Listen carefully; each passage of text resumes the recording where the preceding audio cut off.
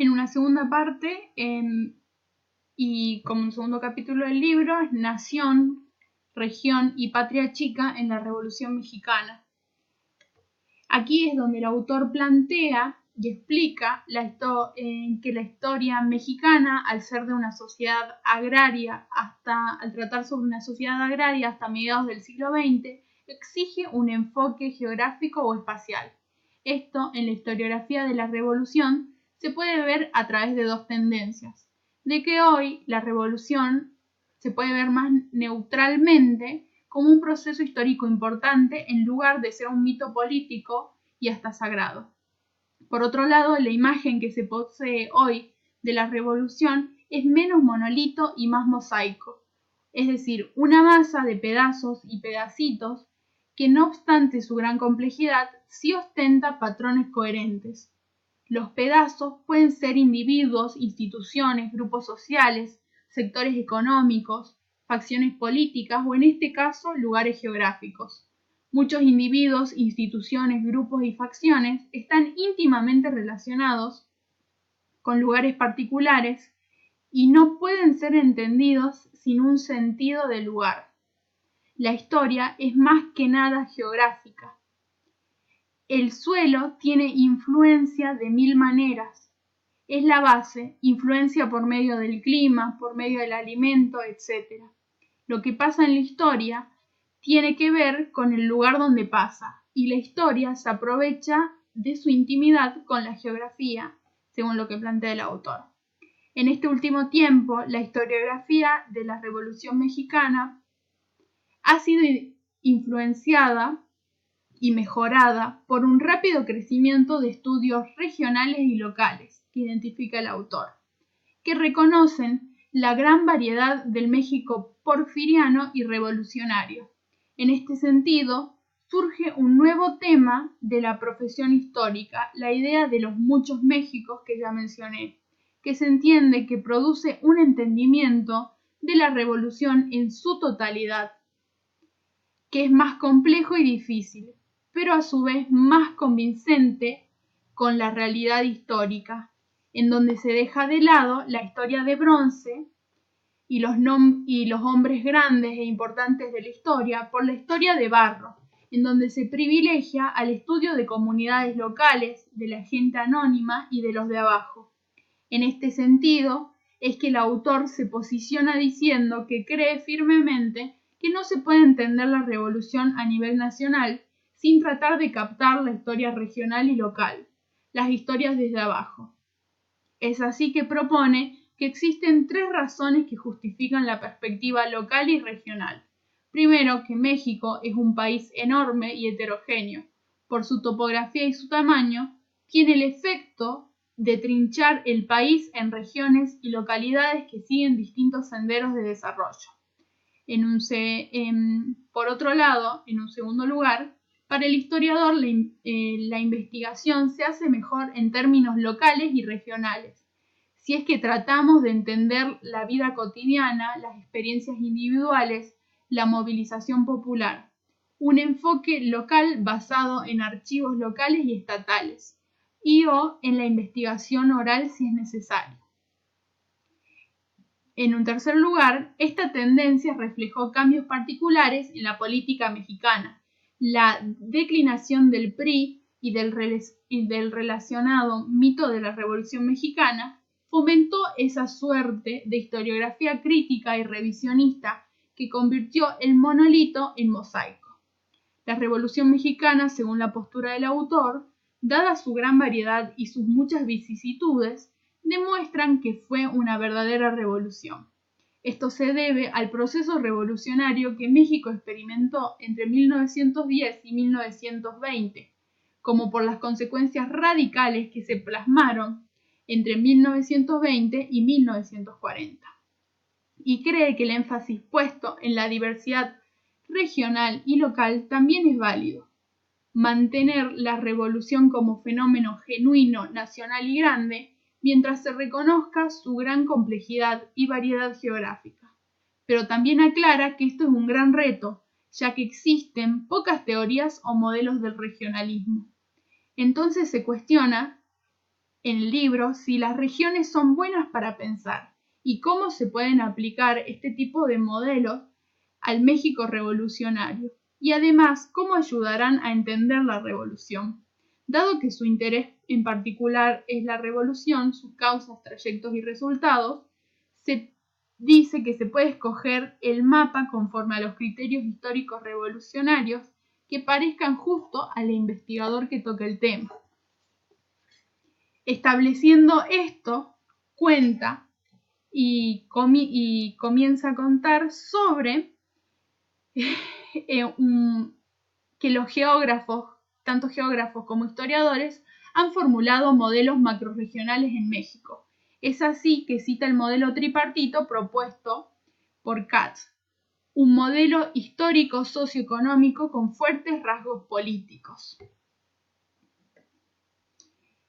Por un lado, en donde está el centro, que alberga el 60% de la población, que es el corazón de la colonia, con las principales sociedades coloniales, con extensa población rural, mestiza e indígena, y con gran cantidad de haciendas. Se la considera una zona controlable, pero fue una región que había producido la mayoría de las grandes rebeliones populares en 1910.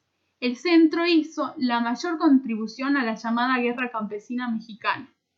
El centro-este, por otro lado, ostentaba también la parte más poderosa de la Iglesia Católica. En un segundo lugar, el sur dice que corresponde a la región maya y que allí existía más población indígena, más pobreza y más relaciones racistas, y que durante el porfiriato experimentó una fase de desarrollo desigual y a veces forzoso, conforme los hacendados aumentaron la producción de café, tabaco, hule y maderas preciosas. Los hacendados dependieron de la cooperación de las autoridades políticas para mantener el sistema de enganche. Sus plantaciones ostentaron una región notablemente revolucionaria. Una revolución de fuera cuando los revolucionarios norteños invadieron Yucatán, Oaxaca, Chiapas y Tabasco. El sur produjo más revoluciones conservadoras y elitistas, como la de los soberanos oaxaqueños y los mapaches de Chiapas. En este sentido, dice que el sur ostentó una suerte de catolicismo popular, indígena, localista y de bajo control clerical. Por otro lado, en el norte, dice que es la región más extensa y escasamente poblada para 1910, una región de rápido crecimiento económico que fue estimulado por la nueva red ferrocarrilera, por el auge minero y el impacto del mercado y de las inversiones norteamericanas. Por la distancia, dice que era una zona fácil de controlar. Desde el centro y debido a la movilidad y escasez de la población, dice que fue imposible imponer sistemas de trabajo coercitivos. Una región de mano de obra libre y sueldos mayores, y las comunidades locales se ufanaban de su tradición de autonomía y autodefensa. Dice también que allí la iglesia era muy débil. En este contexto, y dado lo mencionado, dice el autor que aquí hay una regionalidad revolucionaria, que existen patrones revolucionarios y contrarrevolucionarios en la geografía mexicana, donde los grupos revolucionarios eran compuestos por grupos del centro y el norte, los zapatistas de Morelos y orozquistas villistas de Chihuahua, Durango y La Laguna. Los grupos contrarrevolucionarios eran los porfiristas, grupos elitistas del sur, soberanistas oaxaqueños y los mapaches de Chiapas. También explica que se puede identificar las regiones que jugaron un papel destacado en la revolución, tanto en la parte armada y constructora, tanto en su armado y construcción. Las faldas de la Sierra Madre Occidental de Chihuahua, en la cuna del orozquismo y también bastión del villismo, La Laguna, donde brotaron varias revoluciones populares entre 1910 y 1911, que suministró un gran contingente al villismo, la Huascateca, sitios de revueltas populares y rancherías, las sierras orientales de Querétaro, la parte centro-oriental del estado de Morelos, donde surgió el zapatismo, la Sierra Norte de Puebla y las mesetas Purépecha en Michoacán, con un fuerte cacicazgo agrarista. También hay regiones revolucionarias que se pueden identificar en términos de los líderes, ya que ellos contaban con bastante apoyo popular, lo que les ayudó a retener el poder. El apoyo popular, dice el autor, usualmente se limitó a una región particular, que el caudillo conoció de primera mano y de donde no pudo salir sin el riesgo de perder su apoyo. Cabe destacar que las bases del apoyo popular varían conforme a la naturaleza de la región. En el Morelos centro-oriental y la Laguna, el agrarismo era clave. Entre los pueblos serranos de Chihuahua, Querétaro y Puebla, la lucha por la autonomía privaba y los caciques ofrecieron protección y mediación entre la región y la federación. También había regiones no revolucionarias e incluso contrarrevolucionarias, como mencionamos.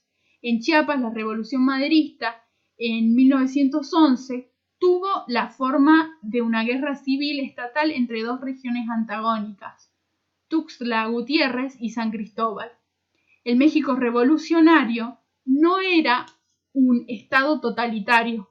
Por lo tanto, en los diferentes niveles de la jerarquía política, la heterogeneidad ideológica y la consecuente fricción política eran endémicas. Las rebeliones populares pioneras fueron fraguadas en las comunidades locales entre personas que se conocieron, que entendieron las tradiciones de resistencia local o regional, que declararon sus respetos por los títulos y tradiciones de su pueblo y que organizaron sus guerrillas localmente, aprovechándose de recursos disponibles. En México, la revolución comenzó como una guerra rural campesina descentralizada sin tener ni partido hegemónico ni liderazgo fuerte y central.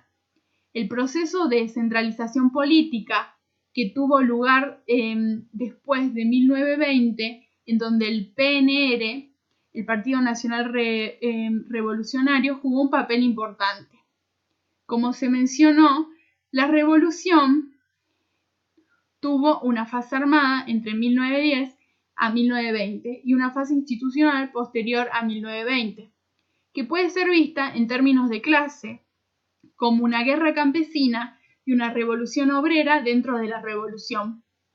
También se debe considerar el conflicto entre Iglesia y Estado en toda esta cuestión. Pero por otro lado, debe verse una dimensión espacial. Las primeras rebeliones fueron locales, motivadas por causas locales y encabezadas por líderes locales, quienes posteriormente se volvieron los caciques y caudillos de los años 20 y 30, líderes que normalmente tuvieron feudos geográficos. La Revolución Mexicana en este sentido se presentó como un fenómeno caótico, descentralizado y centrífugo, que destruyó el antiguo régimen porfirista huertista y que produjo una coyuntura de caos cuando el Estado dejó de funcionar y paulatinamente comenzó a reconstruir tanto la economía como la autoridad política del país después de 1917. Estas fuerzas dependieron del apoyo local y regional que tuvo que ver no solo con los intereses materiales, sino también con sentimientos de identidad local, estatal y regional.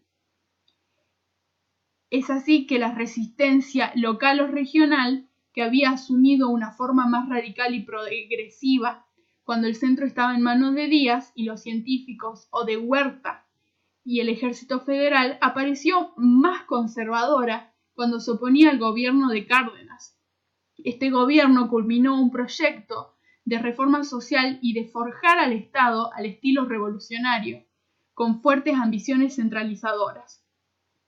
El Estado revolucionario promovió la estabilidad política y la reconstrucción económica, mejoró la educación, derrotó a los cristeros, desafió a Estados Unidos, introdujo la reforma laboral, e implementó la primera gran reforma agraria en América Latina, logros que justifican nuevamente a